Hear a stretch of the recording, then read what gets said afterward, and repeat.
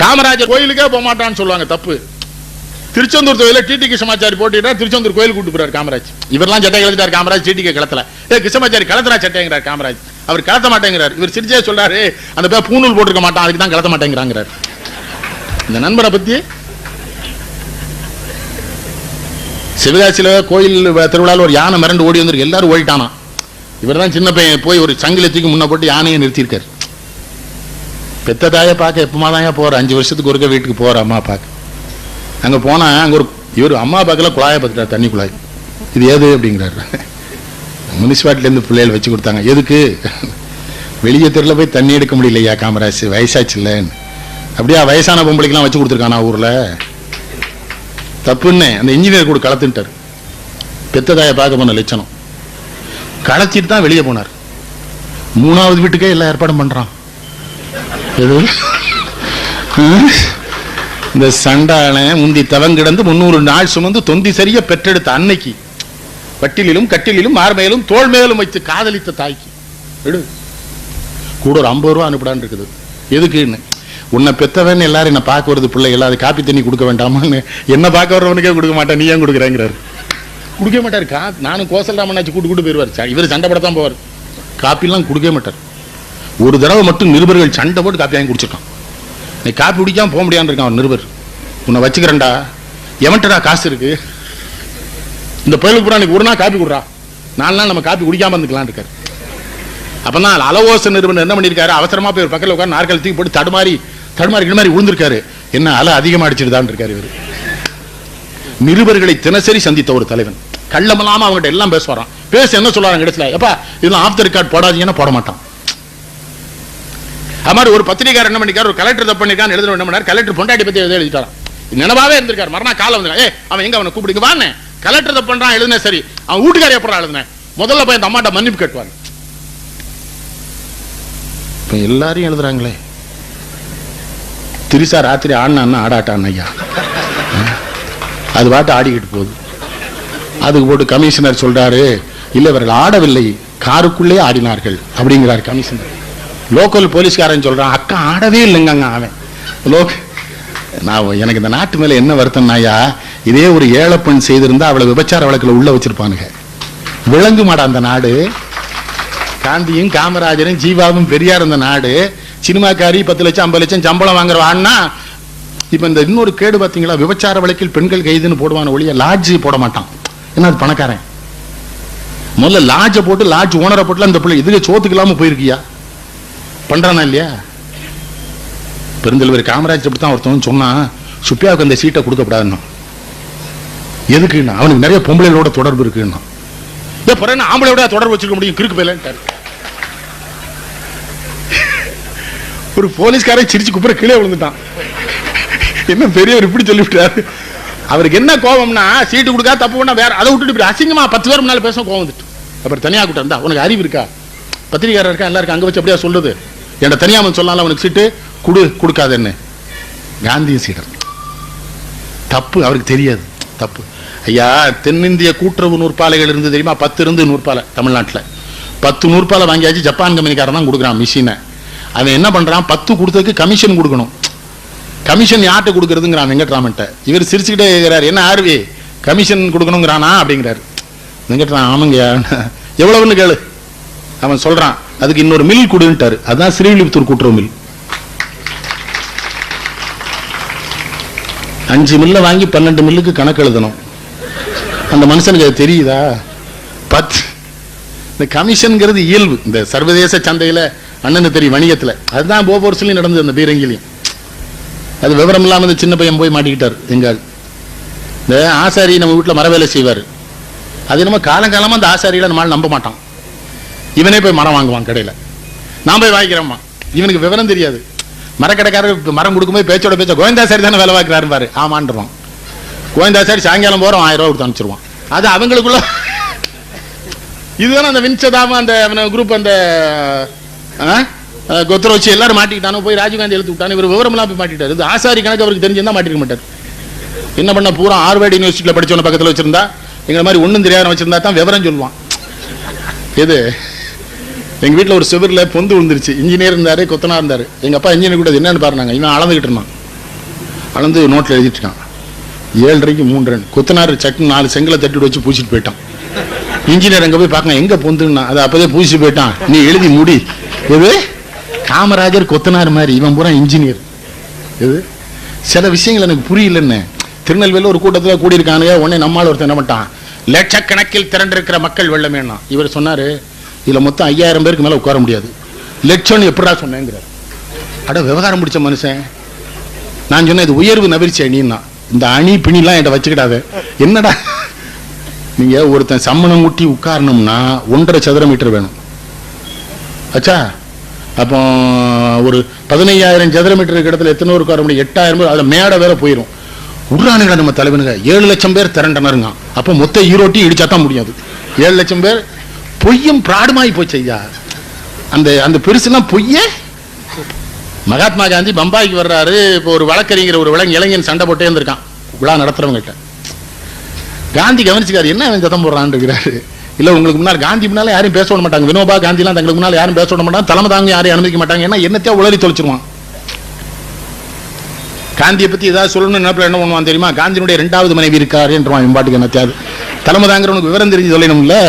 அதனால வேண்டான்றாரு. அவன் என்ன உடனே பேசணுங்கன்னு சரி சின்ன பையன் பேச விட்டார். இவன் பேசுறவன் என்ன பண்ணான்னா, காந்தியடிகளுடைய விழாவிலே கலந்து கொள்ளத்தான் நான் வந்தேன். வந்த இடத்தில் என்னை கட்டாயப்படுத்தி பேச சொன்னார்கள்ட்டான். இவனுக்கு காந்தியை பற்றி தெரியாது. காந்தி ஆரம்பிக்கும் போதே சொன்னார், இந்த நாட்டில் படித்த இளைஞரெல்லாம் போராட்டத்துக்கு ஒண்ணுங்கிற ஆர்வத்தில் அந்த பையனை பேச விட்டேன். கெஞ்சி கூத்தாடினான்னு பேச விட்டேன். இப்படி பச்சை பொய்யா சொல்றாரு, நான் படிச்சவங்களை நம்பி எப்படி போராட்டம் நடத்தேன்னு கேட்டார். இப்ப நான் அப்படி இல்லை. என் தம்பி பேசி நானேன்றுவான். அவனும் பிராடு இவனும் பிராடு. காந்தி பிராடு இல்லை பார்த்தீங்களா? பொய் சொல்றான்டா அந்த பையன். சொன்னார் பார்த்தீங்களா காந்தி அவர்கிட்ட அந்த நேர்மை இருந்தது இல்லை. சரி உண்ணாவிரதம், நான் உண்மையான உண்ணாவிரதம் 36 நாள். எனக்கு ஆச்சரியம் என்ன தெரியுமா? ஒத்த மனுஷங்க ஒத்த வேட்டி நிர்வாணமா ஒரு மாடியில பட்னியா கிடக்கான். எவனோ ஒரு ஏழை அவன் முன்னால போய் நின்றுட்டு சாப்பிடுன்றான். இந்த கிழவன் கேட்கிறாரு, நீ சாப்பிட்டியான்னு கேட்கிறாரு. நான் என் பொண்டாட்டிலாம் என்னைக்காவது 10 நாளைக்கு ஒரு 2 தடவை தான் ஏன் சாப்பிடும், அதுக்கு மேலே எங்களுக்கு வழி கிடையாதுன்னு. நீயே சாப்பிடல என்ன ஏன் சாப்பிட சொன்னேன்னு கேட்டான். அந்த அந்த அந்த ஏழை சொன்னா, நீ சாப்பிட்டா தாண்டா எதிர்காலத்தில் என் பிள்ளை குட்டிகள்லாம் அந்த நாட்டில் சாப்பிட்டுட்டு பத்திரமா இருக்க முடியும். நீ தயவு செய்து சாப்பிடியான்னு. உண்ணாவிரதுங்கிற அவ்வளவு அவர் கூரை வீட்டில் படுத்து இருந்தார். நவகாலியில ரத்த களறி நடக்குது. கிழவன் கிளம்பி போயிட்டார் அங்க.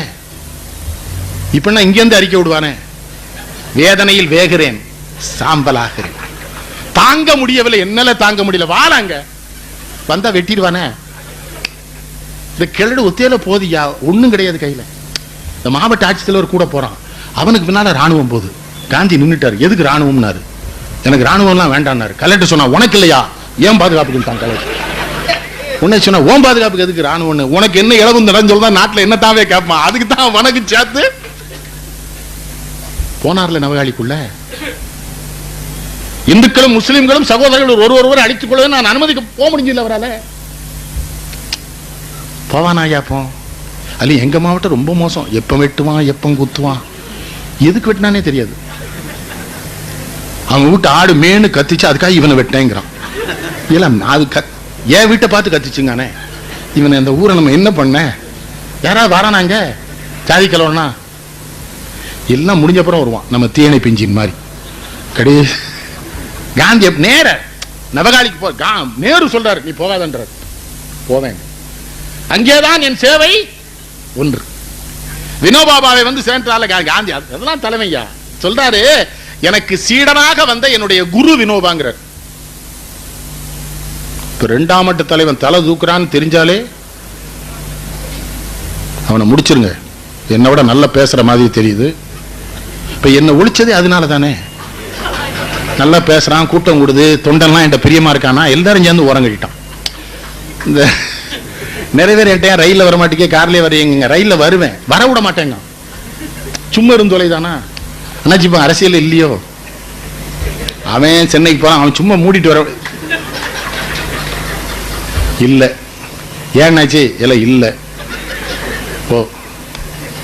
உங்களை மாதிரி ஆளையெல்லாம் விட்டுருக்கப்படாது. ஏங்க வா, நீ ஒன்றும் தமிழ்நாடு காங்கிரஸ் கமிட்டி தலைமை இல்லை, நீ எதுக்கு அழுதுக்கு விட மாட்டேங்க ரயிலில்.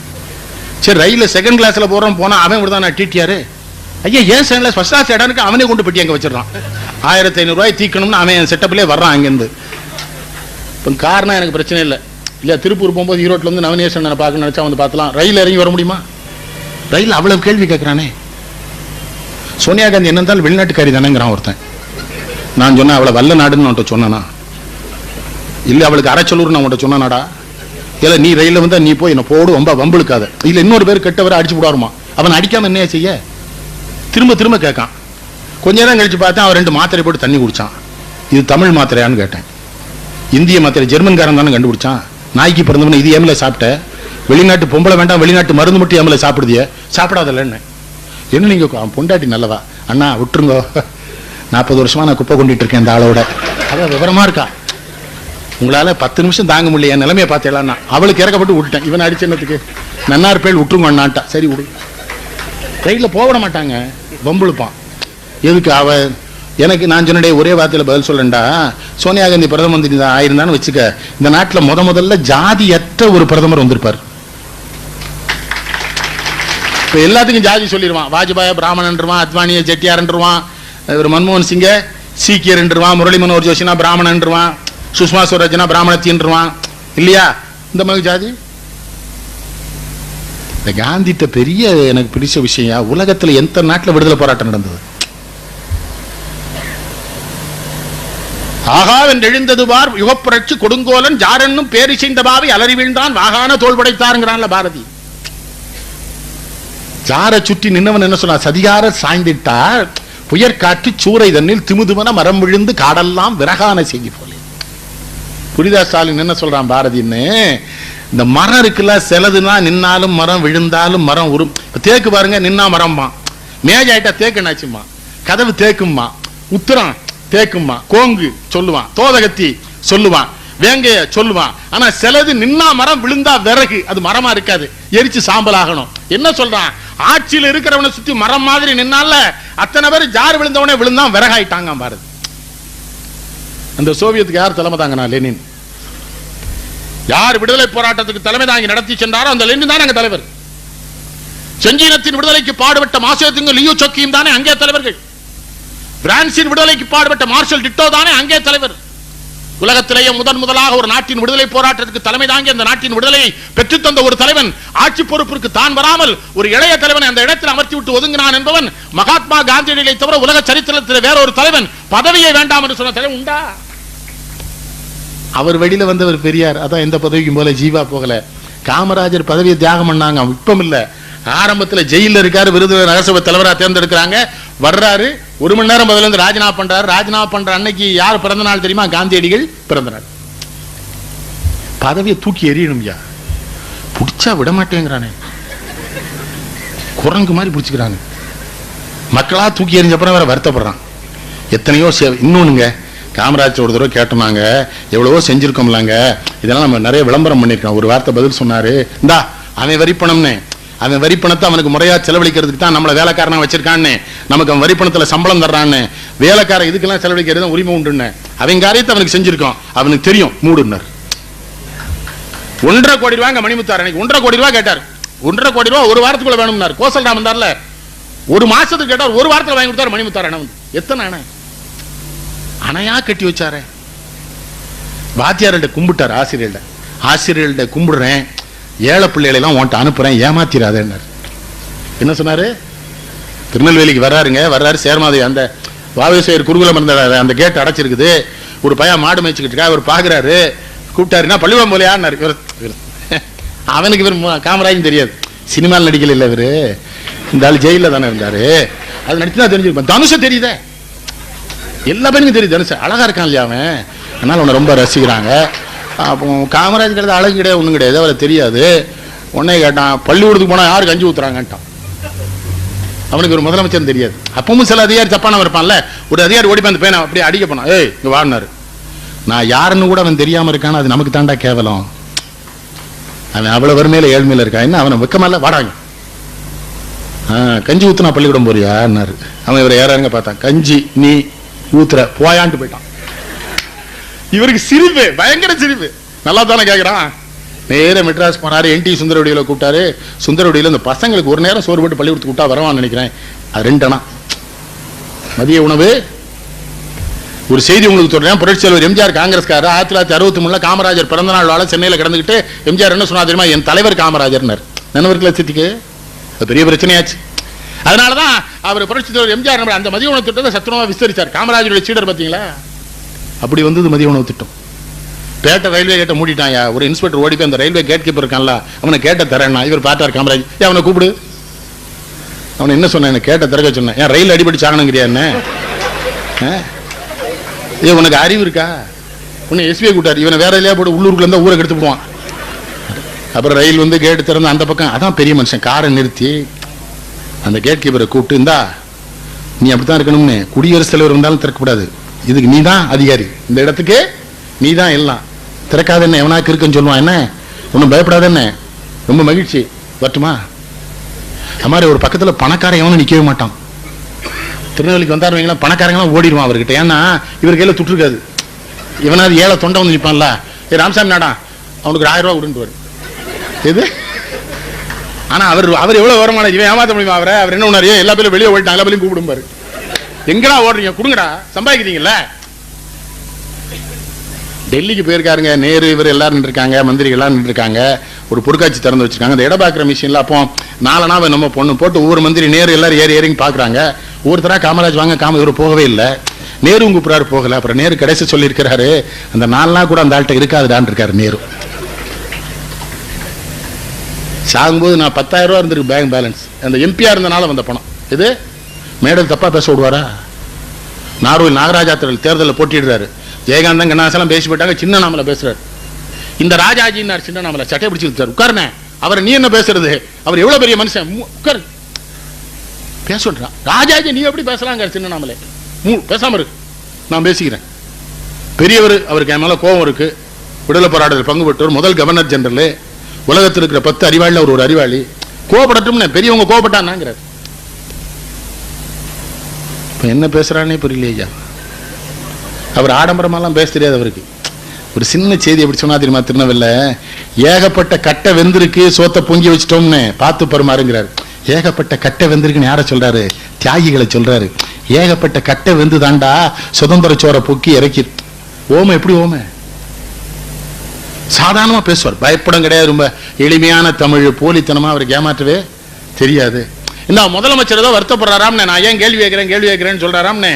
நான் உங்ககிட்ட கேட்கிறேன்னு, அது என்னப்பா அவங்க சொல்லுவாங்களே, உன் குடநிலையில தானே நானும் இருக்கேங்கிறாரு. பெரியாரும் அவரும் அத்தனை இணைவரியா நண்பர். பெரியார் ஒரு பச்சை தமிழர் குடியாத்தத்தில் போட்டிட்டார்ல, பாருங்கய்யா, ஒரு நோட்டீஸ் எழுதியிருக்கான். நான் காங்கிரஸ் வேட்பாளராக போட்டியிடுகிறேன்னு எழுதி கொடுத்துருக்கான். காமராஜர் வந்து போட்டி எடுன்னு, நான் யாருக்கும் போட்டி இல்லைன்னு, காங்கிரஸ் வேட்பாளனாக நிற்கின்ற எனக்குன்னு போடு. போட்டிங்கிற வார்த்தைய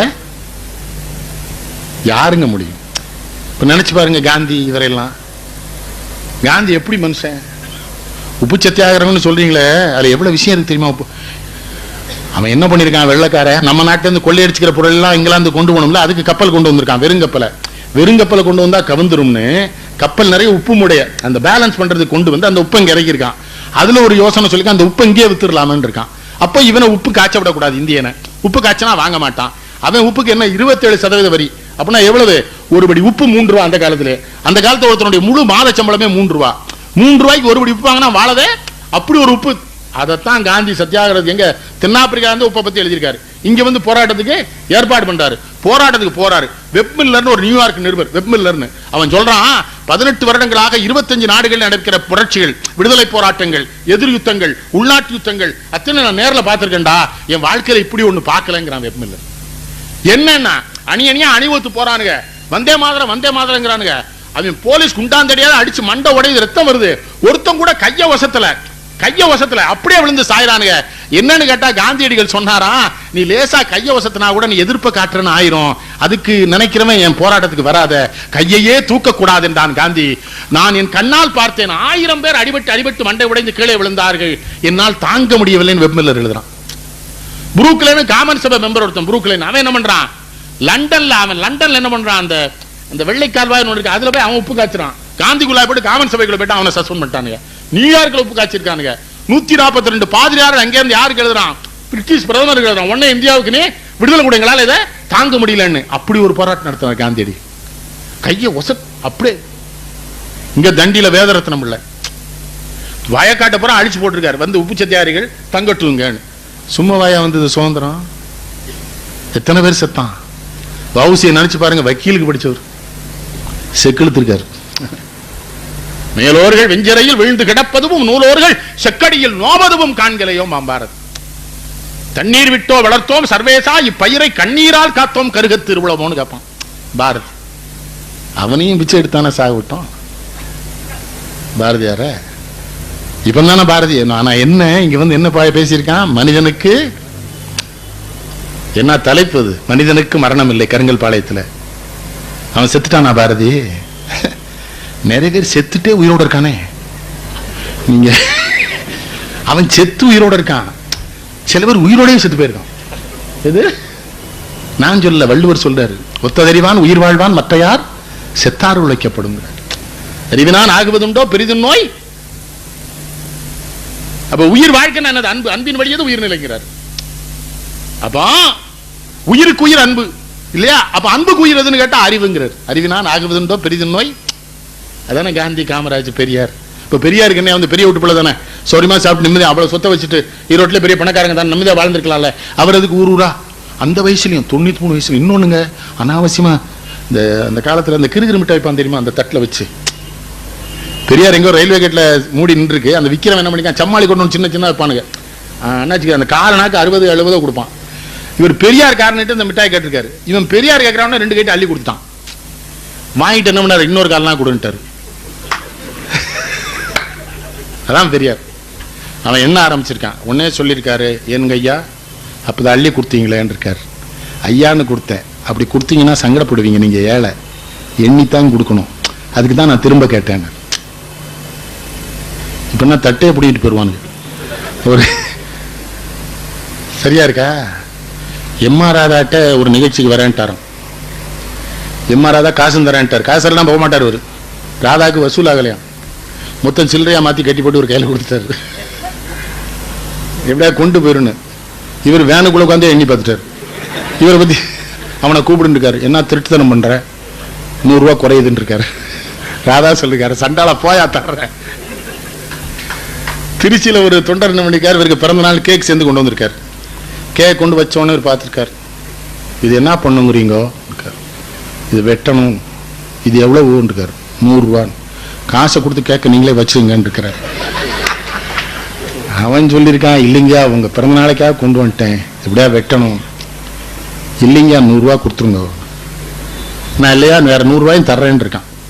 ரொம்ப மனசு இல்லாமல் வெட்டியிருக்கிறார். அவன் எடுத்து கூட வந்த தொண்டர்களுக்கெல்லாம் கொடுத்துருக்கான். கேக்கையும் கொண்டுகிட்டு திங்கிறதுக்கு ஆளையும் கூட்டே வந்துட்டாருன்னு இருக்காரு இவர். அதுலயும் நீங்க ஏன் அவர் கஞ்சத்தனத்தை காட்டல? இந்தியாவில் வாழுகிற ஏழை எளிய மக்கள் பொருளாதாரத்தில் எவ்வளவு தெளிவா இருக்கணும், தேவையற்ற செலவுகளுக்குள்ள ஈடுபட்ட கூடாதுல ஒரு கிழவன் சங்கடப்பட்டிருக்காரு. எல்லா பக்கமும் நான் இன்னொரு வருத்தங்க, இந்த நாட்டில் இந்த சிலை இருக்கு பாருங்க, சிலை வேணாண்டா. எதுக்கு வள்ளுவனுக்கு சிலை, பெரியாருக்கு சிலை, அண்ணா சிலை வேணாம், அவன் கொள்கைகளை கடைப்பிடி. தீண்டாமை ஒழிஞ்சிருச்சா அந்த நாட்டில்? பெரியார் பாடுபட்டார். காந்தியடிகள் என்ன சொன்னார், இந்து மதத்திலிருந்து தீண்டாமையை ஒழிக்கவில்லை என்றால் தீண்டாமை அல்லாத ஜாதிகளத்தை இன்னொரு மதத்திற்கு போய்விடுவேன் காந்தி. அதனாலதான் சுட்டான், அதனாலதான் அவரை சுட்டான். இப்படி சொல்லிட்டான், இனிமே செட்டியை வச்சிருக்கப்படான்ட்டான். அவர் செட்டியா இருந்ததே நம்ம பையனுக்கு சொல்லி கொடுத்துட்டானே. நான் பாண்டிச்சேரியில் ஒரு கூட்டத்தில் பந்தாவா கேட்டேன், காந்தியடிகள் என்ன ஜாதி என்று தெரிந்தா இந்திய திருமக்கள் பின்னாலே அணிதிரண்டார்கள், யாருக்கா காந்தி ஜாதி தெரியுமான ஒரு பேர் வந்துருச்சான். அவர் எங்க 1000 வயசை செட்டியாருட்டான். ஆஹா கெடுத்துட்டானடா, சொல்லி கொடுத்தானே இல்லையா? இருட்டது கிடக்குதரா உலகம், சாதி இருக்கின்ற அன்பானும் இருக்கின்றானே. புரட்சி கவிஞர் பாரதிதாசன் அவரை செங்குந்தர் முரசு பத்திரிகையில் அட்டையில போட்டாங்க எங்காளுன்னு. வாவுசிய புள்ளமாராக்கிட்டான், காமராஜன் நாடாராக்கிட்டான், பசும்பொன்ன தேவராக்கிட்டான், பாரதிய ஐயன் ஆகிட்டான். பெரியார் பிறந்த நாட்டில் பெரியாரையே சொல்ல முடியாம சங்கடப்பட்டிருக்கான்ல, நாயுடு மகாஜன சங்கத்தில் சேர்த்துருவான். எது அவர் எங்க நாய்க்கிறதாங்க எது விளங்க மாட்டான். இந்த சிலையை முதல்ல ஒழிக்கணுங்க, பெரிய துன்பம். அது சிலையாவது எல்லா ஊர்லயும் ஒண்ணு போல இருக்கா? மகாத்மா காந்தி அவன் விஷயத்துக்கு செஞ்சிருக்கான். நீங்க அந்த ஊட்டி குன்னூர்ல ராஜீவ் காந்திக்கு ஒரு சிலை செஞ்சு பிரபுவை திறக்க கூட, நான் அந்த கூட்டத்துக்கு போய் பிரபுட்ட சொன்ன, ராஜீவ் காந்தி குடும்பத்திலே ஒருத்தன் கூட அப்படி கிடையாது, அப்படி ஒரு சிலை வச்சிருக்கான், நீ போய் அதை திறந்துடாதேன்னு சொன்னேன். நல்ல வேளை கண்ணன் நீங்க சொன்னீங்கன்னா அவர் திறக்க மாட்டேன்ட்டார். ராஜீவ் காந்தி இல்லது, அவன் லோக்கல், அவனுக்கு ஏதோ ஒரு நோக்கம் தோணிக்கு. அவர் பெரியப்பாக்கு சிலை செஞ்சு ராஜீவ் காந்திங்கிறான்.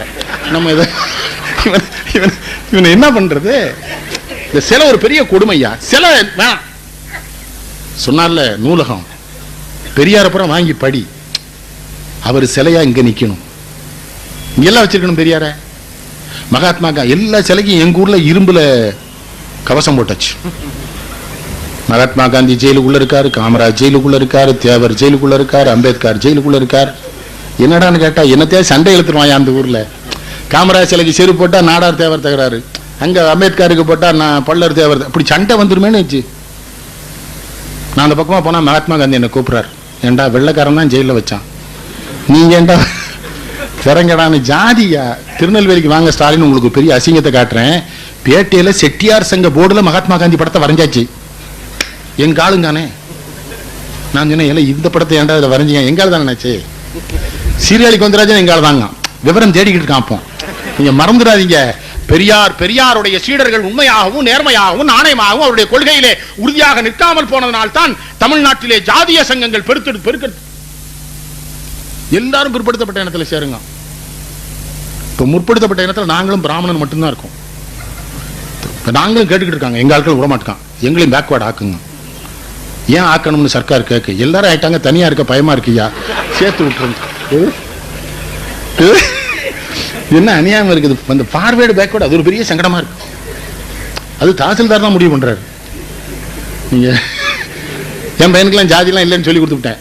எஸ்எல்சிக்கு போனா தலைமை ஆசிரியர் எனக்கு தொலைபேசியில் கூப்பிட்டு பையனுக்கு சாதி சான்றிதழ் வாங்கி கொடுங்கன்னாரு. ஜாதிலாம் கிடையாதுன்னு. அப்போ பையனுக்கு படிப்பு கிடையாதுட்டாரு.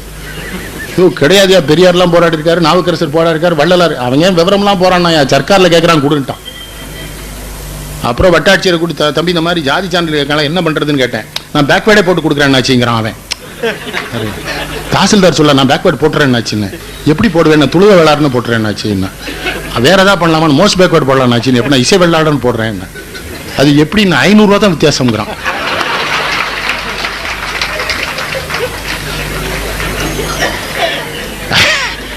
$500 சாதியை மாத்திரானையா. நீங்க கம்மான்னு போட்டா ஃபார்வேர்டு, வடுகர்னு போட்டா பேக்வேர்டு, காட்டு நாய்க்குன்னு போட்டா எஸ்டி. என்ன ஸ்டாலின் அரசாங்கத்தில் பண்றானே, ஒன்லி 500 rupeesங்கிறான். இதெல்லாம் நியாயம் இல்லையேங்கிற. ராமனே பண்ணியிருக்காருங்க. ஒன்னு ராமர் அம்புக்களுக்கான். ராமர் என்ன பண்ணாரு, இந்த வாலிக்கும் சுக்கிரனுக்கும் சண்டையில் இவர் போயிட்டார்ல. அப்ப லட்சுமணன் கேட்டான், கொஞ்சம் கூட நியாயம் இல்லைன்னு, தம்பி ஒன்ன கூட்டு அண்ணனை கொல்ல வந்திருக்கான், நீங்க வந்திருக்கேன்னா. ராமன் சொல்றாரு, குரங்குல அண்ணன் தம்பி எல்லாம் கிடையாதுங்க. ஒன்னு லட்சுமணன் சொன்னா சரின்னுட்டான். ஆனா வாலிட்ட போய் பேசும்போது என்ன சொல்றாரு, நீ குரங்கு இல்லைங்கிறாரு இவரு. லட்சுமணன் குழப்பம் வந்துட்டு, குரங்குக்குள்ள அண்ணன் தம்பி கிடையாதுன்னா வாலியை மட்டும் குரங்கு இல்லைங்க அண்ணன். அப்போ குரங்கு இல்லாதவனுக்கு எப்படி குரங்கு சுக்கிரவன் தம்பியா பிறந்தான், குடும்பத்தில் ஏதோ குழப்பம் இருக்கும் போலுக்கு. இன்னும் லட்சுமணன் குழம்பிருந்தான். நான் சொல்லல, கம்பராமாயணத்துல பெரியார் மேல எனக்கு இன்னொரு மரியாதை, நம்ம படிச்சுட்டு தான் விமர்சனம் பண்ணார். நான் படிக்கிறேன் பேசுறேன். மேடையிலே வசிப்பார் பத்திரிகையில, நான் சொல்லிங்கோ சூரியநாராயண சாஸ்திரியார்னு ஒரு பெரிய லென்ஸை வச்சுட்டு படிச்சிருவாரு. இப்படி எழுதியிருக்கானுங்கோ. நான் இன்னொன்னு அவர்கிட்ட 3.5 மணி நேரம் பேசுவார். நான் பேசுனது எதையும் அப்படியே எடுத்துக்காதீங்கோ, வீட்டில் போய் சிந்திச்சு பாருங்கோ, சரியா இருந்தா வச்சிருங்கோ, இல்லைன்னா அவன் தான் நேர்மையானது. கொஞ்சம் நினைச்சு பாருங்க, காந்திய, பெரியார, ஜீவாவ, காமராஜரை. பெரியவற்ற என்ன பெரிய காமராஜர் மதுரையில பேசுறாரு, பொதுக்கூட்டத்தில் சொல்றாரு, இந்தா என்னையே பாராட்டாதன்னு, நான் கல்யாணம் உள்ள புள்ள ஊட்டி இல்ல, இந்த கக்கனை பாரு, போலீஸ் மந்திரியா இருக்காப்புல, தாழ்த்தப்பட்ட குடும்பத்தில் பிறந்த புள்ள, அதுக்கு பொண்டாட்டி பிள்ளை எல்லாம் இருக்கு, ஏதாவது ஒரு தப்பு பண்ணிருக்காரா? என்ன பாராட்டு, கக்கனை பாராட்டு. குடும்பஸ்தனா இருந்துட்டு நேர்மையா இருக்கிறான், அவனை பாராட்டு. என்ன பாரா, தன் மேடையிலே தன்னுக்கு கீழே இருக்கிற ஒருத்தனை பாராட்டுன்னு சொல்ற பெருந்தன்மை வராதியா.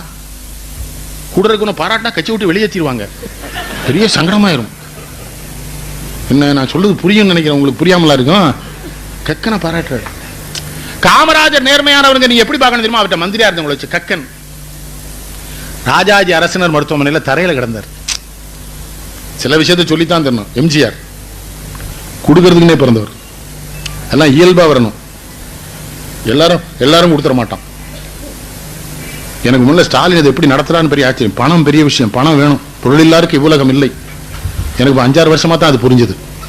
அதுவரை நானும் விவகாரமா தான் அலைஞ்சிக்கிட்டு இருந்தேன். நிறைய பேர் நமக்கு உணர்த்திட்டான் அதை. நான் எவனுக்கெல்லாம் உதவணும்னா அவெல்லாம் திரும்பியே பார்க்கல. என்ன ஒரு கஷ்டம் வரும்போது, கஷ்டப்படுறீங்களாச்சு உங்களுக்கு என்ன மகாராஜன் தான், கஷ்டப்பட்டா மகாராஜாங்கானே. இவன் எவ்வளவு மோசம் பார்த்தீங்களா ஸ்டாலின். பணம் எவ்வளவு பெரிய விஷயம். எம்ஜிஆர் கொடுத்தாரு, கொடுக்கறதே ஒரு போதை. புகழ் எப்படி போதே, அது கொடுக்கறது ஒரு போதை. கொடுத்தே கக்கனை பாக்குறாரு, ஓடி போய் இவர் மருத்துவமனையில் சேர்த்து பணம் கட்டி கக்கன் மகனுக்கு காசி விஸ்வநாதனுக்கு போலீஸ் வேலை கொடுத்தது எம்ஜிஆர். லூர்தம்மாள் சைமன் ஒரு மந்திரி தெரியுமா, மீனவர் குல மந்திரி, கன்னியாகுமரி மாவட்டம்மா. ஒரு 8 மாசத்துக்கு முன்னால அநாத நிலையத்தில் செத்து போச்சு அந்த அம்மா. அப்ப காமராஜர் எவ்வளவு நேர்மையா இருந்திருக்கணும். ராமையான் ஒரு தேவர் புதுக்கோட்டைக்கார மந்திரியா இருந்தார் தெரியுமா, ஸ்தலஸ்தாபன அமைச்சரா. அவர் இறந்து போனாருங்க சென்னையில. புதுக்கோட்டைக்கு அவர் வீட்டுக்கு கொண்டு போறதுக்கு காருக்கு வாடகைக்கு கொடுக்க அவர் வீட்டுக்காரங்கள்ட்ட பணம் கிடையாது. அப்படி இருந்திருக்காங்க மந்திரி. மண்டாடியாரை விடுங்க, ஒரு பெரிய பணக்காரட்டுக்குள்ள, சுப்பிரமணியத்தை விடுங்க, ஆர்வியை விடுங்க, பக்த வச்சலம் முத்துரங்க மலையார் மருமகன் பெரிய பணக்காரன். எப்படி அவங்க அம்மா செத்து போயிட்டாங்க காமராஜ் அம்மா. நாங்கெல்லாம் சின்ன பையில போய் அழுதுகிட்டு நிற்கும். அப்படிலாம் தலைவன் பார்க்க முடியாதுயா. எங்கடா வந்தீங்க எல்லாருங்கிறாரு. அம்மா அவ கிளவி செத்துட்டானே, லூசு போயிலுங்க, எவன்டா சோறு போடுறது உங்களுக்குங்கிறாரு. 3வது வீட்டுல மச்சினை செத்தாலே போஸ்ட் அடிக்கணுங்கிறான் தலைவன்லாம். 3வது வீட்டுக்காரி வகையில வந்த மச்சினை அவன் பாருங்க, சொந்த தாய் திட்டர் போன்னு, ஏய் ராமசாமி நானா சோத்து கடையெல்லாம் திறக்க சொல்றான், பட்டினியா கிடக்க போறான். அப்ப சொல்றாரு, ஏய் லாரில இருந்த வர்றீங்களா, போற வெளில செத்து போயிட்டா என்னடா டே அநியாயிட்டாங்கிறார். அவ கிளவிடா செத்து போயிட்டாங்கிறார். நான் இன்னைக்கு சாயங்காலம் போயிருவேண்டா, ஏன்டா வந்தீங்க? என்ன தலைவர் தலைவர் வப்பாட்டி செத்ததுக்கே கூட்டத்தை லாரில கூட்டு வரானே. 2ஆம் அண்ணி மரணத்திற்கு வருத்தங்கள். இன்னொரு இந்த நாட்டில் ஸ்டாலின் தாங்க முடியல ஐயா, வால்போஸ் அடிச்சு விட்டுறான் பார்த்தீங்களா. ராமசாமி அம்மா மாரியாத்தா மரணத்திற்கு அஞ்சலிங்க. ராமசாமி யாரு, மாரியாத்தா யாரு, அவ எதுக்கு செத்தா, இந்த வால்போஸ்ட் வந்ததும் வந்ததுயா. அவன் பாட்டுக்கு நம்ம விடுதலை போராட்டத்தில் ஈடுபட்டவன் செத்து போன மாதிரி ஒரு பஸ் விடாம ஒட்டியிருக்கான். எனக்கும் குழப்பம் ஆயிட்டு, மாரியாத்தா யாரான்னு கேட்டேன், தெரியல என்னாச்சுன்னு. வால்போஸ்ட் நான் 500 ரூபா கொடுத்தா ஒட்டலாம் வேணாலும், அதுக்கு என்னடா தான் கொடுங்க என்னாச்சு, நீங்க செத்ததான் நான் விட்டுறேங்கிறான் அவன் உடனே. அது எது 500 ரூபா தான் அதுக்கு செட்டப். எது அவ்வளவு பெரிய அம்மா அழலையே, லேசா ஒரு சொட்டு கண்ணி ரசிச்சு கூட ஒருத்தரும் இல்லை, நான் வேற இல்லையான்னு பார்க்க வயசாயிடுது. வயசு அதை வர்ணனையா செத்ததே வர்ணனையா பேசிடுவானே. அவர் அத்தை அணை கட்டினார எங்கேயா சொன்னாரா, அந்த நேருன்னு ஒரு சண்டாளம் தானே, பக்ரானங்கள் ஆசியாவிலே பெரிய அணை கட்டு திறந்து வைக்க போற என்ன, ஆதிவாசி பொம்பளை கூட தரேன்ட்டார் நேரு. என்னன்னு கேட்டா, இது அவங்க நிலம், அவங்களுக்குன்னு கட்டியிருக்கேன், அவங்க தான் கட்டினாங்க, அவங்க தான் திறக்கணும், நான் திறக்க கூடாதுன்னார். காந்தி லால்குடிக்கு வராருங்க, நிதி வசூல் பண்றாரு, ஐயர் வீட்டில் தங்கி இருக்காரு. ஐயர் வீட்டில் வேலை பார்க்குற பொண்ணு சேலை எல்லாம் கிழிஞ்சிருக்கு, நல்ல சேலை கிடையாது, ஒரு அரையனா கொண்டு காந்திட்ட கொடுக்குது. காந்தி வாங்கிட்டு கேட்கிறாரு, உனக்கு எதிராதுன்னு, குழந்தைக்கு பால் கொடுக்கறதுக்கு வச்சிருந்தேன் ஐயா, எல்லாரும் ஐயாட்ட கொடுக்குறாங்க, ஐயா எங்களுக்கு ஏதோ பாடுபடுறீங்க, நானும் கொடுக்குறேன், ஐயாவை தெய்வம் மாதிரி எனக்கு தெரியுதுன்னு கொடுக்குறா. திருச்சி பொதுக்கூட்டத்தில் காந்தியடிகள் சொல்றாரு, இதுவரை எத்தனை கோடி பணமோ வசூல் பண்ணியிருக்கேன், நான் எதில்லாத கணக்கு வச்சிருக்கேன், ஆனா மக்கள் இந்த அரையனா மட்டும் நான் வச்சுக்கிற எனக்கு அனுமதி தரணும், ஏன்னா அந்த நாட்டு ஏழை எளிய மக்கள்லாம் என்னை நம்பி என் பின்னால நிக்கிறாங்கிற நினைவை இந்த அரையனா எனக்கு எப்போதும் நினைவுபடுத்திக்கிட்டே இருக்கணும், இதை நான் வச்சுக்கிறேன்னு சொன்னேன். இப்ப நான் அவளையே கூட்டிட்டு போயிருவான், நல்ல சேலை வாங்கி தரேன், நீ வந்து ஒரு பக்கமா இன்னொரு வீட்டுல. கேரளாவுக்கு போறாரு, கோமுகின்னு ஒரு பெண் மேடைக்கு வருது. கோமுகின்னு ஒரு சின்ன பொண்ணு, 12 வயசு. கேரள பெண்கள் தலைமுடி கிளமுடிலாம் அந்த தேங்காய் தேய்ச்சி 2 நேரம் குளிப்பாங்க. அது ஒரு வந்து நிக்குது. இவர் கேட்கிறாரு, ரொம்ப சந்தோஷம், நகையை கொடுக்க போறியாங்கிற ராமான். உங்க அப்பா அம்மாவுக்கு அது தெரியுமான்னு கேட்குற. அனுமதி வாங்கிட்டேன்னு. மேடையில் நின்று நகையை வாங்கி கொடுக்கறதே அப்பா தாங்கிறான் கூட்டத்திலிருந்து. அம்மா அந்த அம்மா கூட்டத்திலிருந்து கொடுக்கறது நான் சம்மதிக்கிறையா. சரி கூட, அந்த பிள்ளை அந்த முடியல சிக்கிதை எடுத்து கொடுக்குது. அப்ப கேட்கிறாரு, இதோட மட்டும் நிறுத்தக்கூடாது, எந்த சூழ்நிலையிலையும் நகை போட்டுக்கிட மாட்டேன்னு எனக்கு நீ உத்தரவாதம் தரணுங்கிறாரு. அந்த பொண்ணு தருது. உடனே அரிஜன் பத்திரிகையில் எழுதுறாரு, ரொம்ப பாராட்டி எழுதுறாரு. அப்புறம் எர்ணாகுளம் வந்து வடக்க கிளம்ப போறாரு. அந்த பொண்ணு வழி அனுப்ப வந்திருக்குது. திரும்ப கேட்கிறாரு, இங்க வா கண்ணு, உன்னை பத்தி அரிஜன் பத்திரிகையில் எழுதிட்டேன், அதை வேணா நான் மாத்தி எழுதிக்கிறேன், நீ கல்யாணம் பண்ணும்போது நகை போடணும்லாம் சொன்ன. அந்த பிள்ளை சொல்லிச்சு, இல்லைங்கய்யா உங்கள்கிட்ட சொன்னதுக்கு அப்புறம் அதுல மாற்றமான கருத்து வந்துன்னா என் தாய் தகப்பனுக்கு நான் நேர்மையா பிறக்கலன்னு அர்த்தம், ஒரு காலமும் நான் நகை போட மாட்டேங்குது. காந்தியடிகள் கண்கலங்கிறார். எப்படி வாழ்ந்திருக்கானுங்க ஐயா. அவர் கெட்டின பொண்டாட்டிய குடும்பப்படுத்தினார். காந்தி மேல எனக்கு ஒரு வருத்தம் உண்டு. ஏன்னா தென்னாப்பிரிக்காவில் என்ன பண்றாருன்னா, ஒரு அர்ஜுன நண்பர் வர, அந்த மலைச்சட்டியை கழுவ மாட்டேங்குது, அதுதான் நகர இல்ல ஆசிரம நீ கழுவுங்கிறாரு. கஸ்தூர்பா காந்தி வெளியே தள்ளிடுறாரு நைட்டு. எனக்கு கூட கொஞ்சம் வருத்தம் இருந்தாலும், ஆனா அது அப்புறம் தான் நினைச்சு பார்த்தேன், அதான் பெரியார் வரிசையிடர். என்னன்னா, எவன் போராடுறானோ, எவன் மக்களுக்காக தலைமை வைக்கிறானோ, அவன் இல்லறஞ்சரியா இருந்தா தானே அவன் போராட முடியும். அவனுக்கு நேர் மாறுபாடான கருத்து பொண்டாடிக்கு போராடி என்ன பிரயோஜனம்?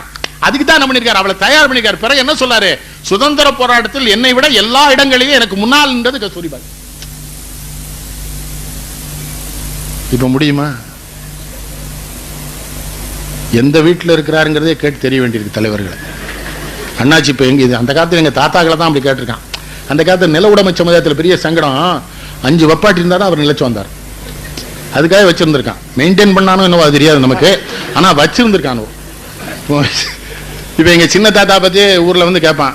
சின்ன இப்போ அங்கே இருப்பா தெற்கு தெரியல, ஊருக்காரனுக்கே தெரியும். வண்டி எங்கே இருக்கு மேலே தெரியல, எந்த வண்டியில் எங்கே இருக்கு, வில் வண்டி எங்கே இருக்கு, அப்போ அங்கே தான் இருப்பாவா. 3 ராத்திரி தான் வீட்டுக்கு வருவாங்கிறான். மற்ற நேரம் பூரா வெளியே தான். ஏன்னா கால் மிதிச்சா தண்ணி பாயிர தாமிரபரணி, இவனுக்கு விவசாயம் உழைக்க வேண்டாம், நல்ல விவசாயம், வருமானம், சாப்பாடு. அதில் இந்த மாதிரி பெரியார்ட்ட இருந்த நேர்மை. ஒரு மேடையில் பேசுவார் கோயில்பட்டியில், நான் போயிருக்கேன் 12 வயசு. கூட இருந்து ஒருத்தன் சீட்டு எழுதி கொடுத்தான். தேவதாசி முறையை ஏன் ஒழிச்சிங்க, கடவுளுக்கு முன்னால் பெண்கள் ஆட வேண்டியது கட்டாயம் இல்லைன்னா கடவுள் வருத்தப்படுவார்னு எழுதி கொடுத்தான். வாங்கிட்டார். கடவுள் முன்னால் பொம்பளைங்க ஆனா தான் கடவுளுக்கு பிடிக்கும்னு ஒரு ஐயா எழுதியிருக்கிறாங்கோ, அவங்களுக்கு நன்றி, அவங்க பொண்டாட்டி அவங்க அக்கா தங்கச்சி ஆட விடட்டும், கடவுள் சந்தோஷமா இருக்கட்டும்.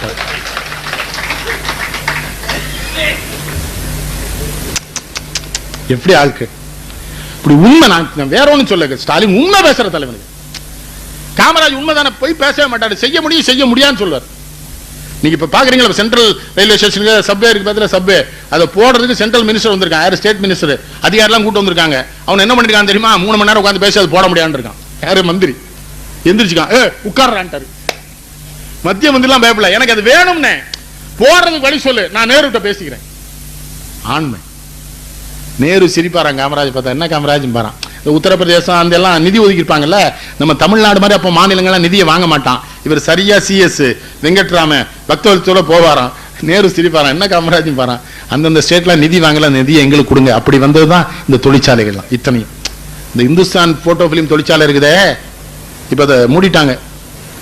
ஒன்றும் செஞ்சிருக்க வேண்டாம்யா, பத்திரிகாரங்க இருக்கிறீங்க, நான் சொல்றது புரிஞ்சு எழுதுனா எழுதுங்க, எழுதுனா போங்க, எனக்கு ஒன்றும் வருத்தம் இல்லை. மக்களுக்கு தெரியும்னா அந்த இந்துஸ்தான் போட்டோ பிலிம் தொழிற்சாலை ஒழிக்க போறாங்க, மூட போறாங்கன்னு செய்தி வந்த உடனே அது கணக்கு எழுதுற ஆடிட்டர் 2 என்ன எழுதுறாங்க தெரியுமா, இந்த நலிந்த தொழிற்சாலை சேர்த்து நடத்தணும், தமிழ்நாட்டில் இருக்க அரசாங்க ஆஸ்பத்திரியில் நெகட்டிவ் இருக்கு, அந்த எக்ஸ்ரே பிலிம் வாங்கினாலே இது ஞாபகமா ஓடுன்னு எழுதுறான். எழுதக்கூடாதுன்னு மேலிடத்துல இருந்து பிரஷர் வருது, யார் அந்த ஆடிட்டருக்கு. ஆனா ஆடிட்டர் 2 பேர் எழுதிட்டான். ஆனா பேங்க் ஜெனரல் மேனேஜர் அந்த ஆடிட்டர் எழுதுனா மறைச்சு வைக்கிட்டான். மறைச்சு இந்த இதை ஒழிச்சாச்சு. அது ஒரு மிகப்பெரிய தலைவன் பொண்டாட்ட 2 கோடி ரூபாய் கோட கம்பெனி கொடுத்துட்டான். எனக்கு தெரிஞ்சவன் தான், என்ன பண்ணுங்கிறிய, அவங்க கையில தான் இந்தியாவே இருக்கு, என்ன பண்றது. 2 கோடி ரூபாய் வீட்டுக்காரி வாங்கிட்டா வக்கீல். காமராஜர் கொண்டு இந்துஸ்தான் பிலிம் தொழிற்சாலை மூடிடுது, என்ன பண்றது. காமராஜ் தான் நல்ல வேலை கல்யாணம் பண்ணிக்கல, பெரியாருக்கு நல்ல வேலை பிள்ளைகள் இல்லை. காமராஜ் பயந்தாரு, காலில் அடிபட்ட பொழுது மட்டும்தான் அவர் கல்யாணம் பண்ணலங்கிற நினைப்பு வந்தது. சென்னையில் வச்சு சொன்னாரு, பொம்பளை பிள்ளை இருந்தா 10 கித்து போட்டு குணப்படுத்திருப்பா, டாக்டர்லாம் கட்டி தூக்கிட்டாம்னு என்னாரு. அந்த ஒரே ஒரு உணர்வு, பெண்கள் இருந்தா 10 கித்து போட்டு குணப்படுத்திருப்பா, அவன் டாக்டர்ல கட்டி அடிபட்டாரா, அதுக்கு மிரண்டாரா. அடிபட்டா ஒரு அரை மணி நேரம் வசனம் பேச வேண்டாம், தாக்க முயற்சி, கொல்ல முயற்சி, வீழ். காரின டிரைவர் தூங்கிட்டான் அப்படிங்காரு. பத்திரிகாரங்க போய் இதுல ஏதாவது சதி இருக்குமா, என்ன சதி கதி போனேன், டிரைவர் போய் தூங்கிட்டான், எத்தனை நாள் தான் கார் ஓட்டுவான், நான் அவனை தூங்க விட்டுருக்கணும், கொண்டு விட்டான்னு சதின்றானே ஒண்ணு. சதியிலே காமராஜ் அதே மாதிரி தோத்துட்டார். நாங்கெல்லாம் இந்திரா காந்தி அளவிட்ட போய் சண்டை போடுறோம், நான் வர்றேன்னு போறேன். அதுல என்ன நேர்மை பாருங்க. அந்த அம்மா இவரை மரியாதை பண்ணுது, இந்திரா காந்தி கூப்பிடுங்குது, மரகதன் சந்திரசேகர் கோசலாம் போய் கேட்கிறோம், தா என்ன மட்டும் ஏன் கூப்பிடுறான், அந்த கெல்ட்டு பயில கூட எல்லாம் வந்துட்டோம்ல, மொராஜி ராஜெல்லாம் எல்லாம் சேர்த்து கூட்டு வரேன்னுங்கிற. அந்த அம்மா வேணாங்குதுன்னு, அதெல்லாம் என்ன பிட்ரையர்னு சொல்லுவான்ல, துரோகிமாலாங்கிறார். இது வரமாட்டேங்கிறார். அப்புறம் 71 தேர்தலில் தோத்துட்டாரா, தோத்த உடனே ஒரு தலைவர் என்ன பண்ணிட்டாரு, ரஷ்யாவிலிருந்து மை கொண்டு வந்து தடை விட்டார்கள், நமக்கு விழுந்த ஓட்டெல்லாம் மாறிட்டுட்டான். இதை சோவை காமராஜ் கேட்டுக்காரு. காமராஜ் சொன்னாரா, நீ ஒரு மென்டல் அவன் ஒரு மென்டல் இருக்காரு. என்ன நேர்மை பாருங்க. தோத்துட்டோம், நல்லா தோத்துட்டோம், இந்திரா காந்தி தான் ஜெயிச்சிருக்கு, எனக்கு இந்த பொய்யெல்லாம் சொல்றேன், மேடல இந்த பிராட் வேலையெல்லாம் பண்ணாத, தோத்துட்டோம் சொல்லணும்யா. இளைஞர்கிட்ட சொல்லுங்க. இளைஞர்கிட்ட நான் கேட்கிறேன், புஸ்தகம் காமராஜ் பத்தி இருக்கு, பெரியாரை பத்தி எல்லா புஸ்தகமும் இருக்குங்க. பெற்றோர்களுக்கு சொல்ற இதெல்லாம் வாங்கி கொடுங்க. டிவி வேண்டியதான். SS மியூசிக் நல்லா இருக்கு, மிட் நைட் மசாலா நல்லா இருக்கு, எல்லாமே நல்லா இருக்கு, AXN நல்லா இருக்கு, HBO நல்லா இருக்கு. ஒரு குறிப்பிட்ட நேரங்களில் சிலதெல்லாம் பார்த்தா அவ்வளோதான், மனுஷனாவே. இது இன்னொரு கேடு நம்ம மனுஷன்ட்ட, அவன் மிருகம் தான் சொல்லாதீங்க, மிருகம் ஒழுக்கமானது. பெண் மிருகம் கற்பமாயிட்டா ஆண் மிருகம் பக்கத்திலே போகாது. அப்ப யார் மிருகம்? அது நம்ம பார்த்து சிரிச்சுட்டு இருக்கு. காட்டு பயிலுவோங்க அது யார மிருகம். சரி, மிருகத்தெல்லாம் இந்த புலவனுங்க ஓம சொல்லுவதெல்லாம் தப்புங்க. புறாங்க, புறா பத்தி தெரியுமா உனக்கு? காலையில புறா ஆண் புறா அடகாக்கும், இரவு புறா பெண் புறா அடகாக்கும். சூரியனின் புற ஊதா கதிர்களை நேரடியாக பார்க்கிற சக்தி புறாவுக்கு மட்டும்தான் உண்டு. அதான் புறானே பேர் வந்திருக்கு. நமக்கு 90,000 ரசனை உணர்வுகள் இருக்கு. அதுக்கு 3 தான் வச்சேங்க. அந்த கோதுமை மட்டும் தின்னுட்டு அது எல்லா பறவையும் தண்ணி அப்படி ஏற்றி அப்படி குடிக்கும். அது ஸ்டா மாதிரி நேரடியாக உறிஞ்சிடும் புறா. என்ன ஸ்டாலின் ஏன் சொல்ல தெரியுமா இளைஞர்களுக்கு? இதெல்லாம் எனக்கு படிப்பேன். ஒரு தடவை பறவைன்னு வந்துட்டுது. ஒரு 700 ரூபாய்க்கு புஸ்தகம் வாங்கின பறவைகளை பத்தி. என்ன இந்த பறவை என்னது, மயில்னா என்னது, புறானா என்னது, குயில்னா என்னது தெரியணும்ல. தெரியாமலே பாட்டு வண்டியை விடுறானே. இந்த விஜய் பையனுக்கு பாராட்டு கிடைச்சிருக்கு, ரொம்ப மகிழ்ச்சி தான். பல்கலைக்கழகத்தில் இலக்கணப்படி பார்த்தா தப்பு இல்லாத ஒவ்வொரு பூக்களுமே சொல்லக்கூடாத தப்பு. இலக்கணப்படி தமிழையாக்கெல்லாம் இருக்காங்க கேளுங்க. ஆனா விருது கொடுத்துட்டோம்ல. விருதுலாம் சிபாரிசு. உங்களுக்கு சாதி எப்படி கிடைச்சதா? சாதி இடம் கிடைக்கல, ஏற்பாடு பண்ணிடுவோம். அதுக்கெல்லாம் ஆள் இருக்கு, செட்டப் பண்ணணும். அதுக்கு நீரும் நானும் அதுக்கெல்லாம் சரியான ஆளா? நம்ம திமிரா உண்மையை பேசுறது, உரத்த குரல பேசுறது, சத்தமா பேச, உண்மையை சொல்லாம நம்மளுக்கு எப்படி கொடுப்பான்? ஆள் பிடிச்சி வச்சிருக்கான மேல வர. எவனாவது விருது வாங்கினாலும் நமக்கு சந்தேகம் வந்துடும். அது நல்ல கேட்டீங்களா? விருது கொடுத்தாருன்னு எழுத மாட்டான் பத்திரிகையில, விருது வாங்கினார்னு. விவரம் இருக்கு பத்திரிகைக்காரங்க. பத்திரிகைக்காரங்க ரொம்ப குசுமானவங்க. அவர் விருது வாங்கினாருங்க, என்ன அர்த்தம் அவங்களுக்கு தெரிஞ்சிருக்கு. பர்ச்சேஸ் படிங்க, நூலகம். இப்ப என்கிட்ட எங்க அப்பா வாங்கி வச்ச புத்தகம் 10,000. என்னுடைய நண்பர்கள் நான் புத்தக கடைக்குள்ள போனா விடவே மாட்டான், கூட வருவான். 7,000 ரூபா வச்சிருக்காரு, அவ்வளவு செலவழிச்சுவாருடாமா. நான் சொல்லுவேன் இது 7 லட்சம்டா நான் வாங்குறது. சில புத்தகம்லாம் அப்ப கிடைக்காது. எங்க அப்பா வச்சிருக்க புத்தகம்லாம் எவ்வளவு பெரிய வேலை பண்ணியிருக்காரு இந்த ஸ்டாலினும் அவருடைய இந்த மக்கள் சிந்தனை பேரவையும். இல்ல அவர் ஊர்லயே 4 லட்சம் ரூபாய்க்கு லைப்ரரி கட்டியிருக்காரு, பர்னிச்சர் வாங்கி போட்டிருக்காரு, அரசாங்கத்திட்ட ஒப்படைச்சிட்டார். அதில் ஒண்ணுலதான் வருத்தம் எனக்கு. மற்றபடி எல்லாம் சரிதான். அது இப்படிதான் செய்யணும், இப்படிதான் செய்யணும். என்ன பண்ண அரசியல் வந்துடும். அது நாட்டில் எதுக்குள்ள அரசியல் இல்லை. குளத்தை பூரா ஆக்கிரமிப்பு அகற்றணும் உயர்நீதிமன்றம் உத்தரவு போட்டிருக்கு. அகற்ற போறானா? எல்லா ஊர்லயும் ஆக்கிரமிப்பு அகற்ற போறானா? ஜாதியும் அரசியலும் தலையிடாம இருந்தால் எல்லா ஆக்கிரமிப்பையும் அகற்றிடலாம். அதான் தலையிடுமே. ஜாதி வந்துடும். எதுக்கும் ஜாதி சொல்றானே. ஒரு பையன் அப்படி தொட்ட உடனே சொல்லிட்டான், நான் என்ன ஜாதின்னு தானே தொட்டேங்க. பயம். எங்க ஊர்ல எல்லாம் ரொம்ப பயம். நடு ரோட்ல ஒரு பையன் சைக்கிள் ஓட்டு போனான்னு வைங்களேன், எல்லாரும் ஓரமா ஓட்டு போறாங்க காரை. என்னையா அவன் நடு ரோட்ல போறான் கேட்கல, இவனா பெரிய சாராய வியாபாரி மச்சனா இருப்பான், வம்புழுத்துறாதான். பயப்படுதானே தவறானவனுக்கு. காமராஜ் ஒரு தடவை கேட்டாரு திருநெல்வேலியில, இந்த சாராயம் காய்ச்ச கூட சட்டம் போட்டிருக்கோன்னு, போலீஸ்காரனை வச்சிருக்கோன்னு, சில இடத்துல போலீஸ் ஸ்டேஷன்ல காய்ச்சிருக்கான்னு, என்னையும் பக்தவச்சலத்தி வர சொல்றியா? ஊழா நீ தானே பார்க்கணும். ஓன் மச்சின, ஓன் அண்ணன் தம்பி, ஓன் உறவு தானே செய்யறான். அதை ஓன் உறவு செய்யும் போது சும்மா இருக்கிற, எதிரி செய்யும் போது மட்டும் சொல்ல இதை மாத்திக்கோன்னு. அதுக்கு தான் நாங்க பாடுபட்டோம்னா. 6.5 வருஷம் ஜெயில். இவரும் காந்தியும் ஒரே தான். இவரும் 6, அவரும் 6. நேரு 12 வருஷம் ஜெயில். நாங்களும் போராட்டம் நடத்தி ஜெயிலுக்கு போயிருக்கோம். எங்க தலைமையில பல பேர் உள்ளே அழுதுட்டானுங்க. எது ஒரு எம்எல்ஏ கதறி கதறி அழுதுட்டு கேட்கறான், நீங்களும் இந்த கதிர்வேல எப்படி சந்தோஷமா இருக்கீங்கன்னா. அவனுக்கு புரியல எங்க டெக்னிக்க. நாங்க காலைல எழுந்திரிச்சு குளிப்போம், நல்லா சாப்பிடுவோம், இப்போ ஜெயிலுக்குள்ள உள்ள ஜெயிலுக்கு போயிடுவோம். ஏன்னா எப்படி எங்க குடும்பத்துக்கு வேண்டிய 4-5 பேர் கொலை பண்ணிட்டு அங்க உள்ள இருக்கானுங்க. அதனால அவனுக்கு நெய் உப்புமா அதெல்லாம் கிண்டி கொடுத்து வத்த குழம்புலாம் எங்க மாவட்ட தலைவருக்கு சிக்கலாயிட்டுது. தினசரி எனவே நீ இந்த நாய்க்கு உள்ளே போறீங்க, வத்த குழம்பா சண்டாளம் சொல்லவே இல்லைன்னு கூட வந்தாரு. இவ்வளவு சௌரியமாவா சாப்பிட்டுட்டு இருந்தேன்னாரு. எல்லாம் ஒரு குடுப்பனை வேணும் யா, உனக்கு அது இல்லை. சாப்பிட்டு நாங்கள் பாட்டு மகிழ்ச்சியா இருக்கோம். அல்றான் ஒரு எம்எல்ஏ, ஒரு எம்பி புலம்புறான். அப்புறம் எங்க ரெண்டு எப்படி அவ்வளவு மகிழ்ச்சியா இருக்கீங்கன்னா, ஒரு சின்ன டெக்னிக் தானே. என்ன டெக்னிக்னா, விட்டா தானே போக முடியும். நான் போராடி வந்தாச்சு, விடுதலை பண்ணா தானே போக முடியும். இதை நினைச்சு அழுதுட்டு இருக்க முடியுமா? இந்த ஜெயிலுக்கே அழுதுட்டானுவா. இதுல வேற சான்றிதழ் 20 நாள் சிறையில் இருந்தார். அதுல ஒருத்தர் மேடையில் நான் இருந்தா பேச மாட்டான், பயம். இவன் சொல்லிடுவான்னு தெரியும். மாங்குயில் கூவிடும்னா நான் சொன்ன ஏல மாப்பிள்ள என்ன பேசல, நான் சொல்லிடுவேன் நீ அழுது இல்ல. அதில் கிடைச்சல எம்எல்ஏ எம்பி மட்டும் விடுதலை பண்ண சொல்லிவிட்டான். உடனே நானும் கதிர்வேலன் தான் சொன்னேன், இல்லை எம்எல்ஏ எம்பி வெளியே விட்டான், நம்மளை வெளியே விட மாட்டானுவா, அதனால விடாதீங்கட்டோம். 1000 தொண்டனும் போய் எம்எல்ஏ மேலே எம்பி மேலேயும் படுத்துக்கிட்டான், விட மாட்டாங்க. ஏன்னா எங்களுக்கு ஒரே ஜாலி. நாங்கள் ஜெயிலுக்கு வெளியே இருக்கோம். வாழப்பாடி ராமத்து வந்தார், என்னவே 2 பேரும் ஜெயிலுக்கு வெளியில் இருக்கேன்னாங்க. சூப்பர் எங்கிட்ட தான் ஜெயிலை ஒப்படைச்சிருக்கான்னு நாங்கள் ஒரே சந்தோஷமா. இந்த சிகரெட்டு முறுக்கு தேங்குளம் இதெல்லாம் வரும் பாட்டிலே அனுப்பிச்சிட்டானுல. அந்த அசிஸ்டன்ட் ஜெயிலர் ரொம்ப வருத்தப்பட்டு உன்னோட சண்டை போட்டிருக்கான். நான் போனேன், தலைவர் பாட்டில் அனுப்புறாங்க. நான் ஒன்று கிறுக்கு போயில ஐயாவுக்கு 2 கொடுத்துட்டு அனுப்புங்க. கொடுத்தோடனே சரின்ட்டேன். போட்டு தலைவர் நம்ம கட்சி அப்படிங்க. நம்ம கட்சிங்க 2 பாட்டுக்கு அவன் கட்சியில சேர்ந்தான உடனே அந்த இது ஜெயிலா? இப்ப போறதெல்லாம் ஜெயிலா ஐயா? 12 வருஷம் வந்திருக்கிறான் நேரு. காந்தி எப்ப கைதாவான பக்தவச்சலம் ஒரு தடவை சொன்னாரு, எங்களுக்குலாம் வெள்ளக்காரன் அரபிளேடுன்னு பேர் வச்சிருந்தாரு. பக்தவச்சலம் எதுக்குன்னு கேட்டோம். எப்ப கைது பண்ணுவான்னு தெரியாது.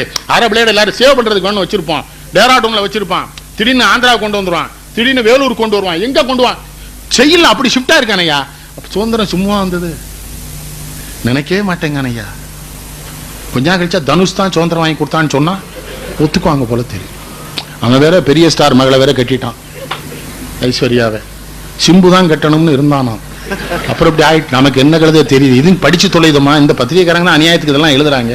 அது என்ன பண்ணா, இவன் என்ன பண்ணா, அவன் எங்க அஜித் மெலிந்தது எப்படி. இன்னைக்கு ஒரு செய்தி வந்துட்டு, காலையில் 2 சப்பாத்தி மதியில் வெறும் காய்கறியும் சாப்பிட்டு 10 கிலோ குறைந்து விட்டார். முடிஞ்சு போச்சு. இப்போ பிஹெச்சியில் இனிமேல் விற்க மாட்டாங்க. ஏன்னா அஜித் மெலிஞ்சிட்டார். பத்தியில பிஹெச்சியில் விற்கவே கமர்ஷியல் போராட வேண்டாம், அஜித் மெலிஞ்சிட்டார்.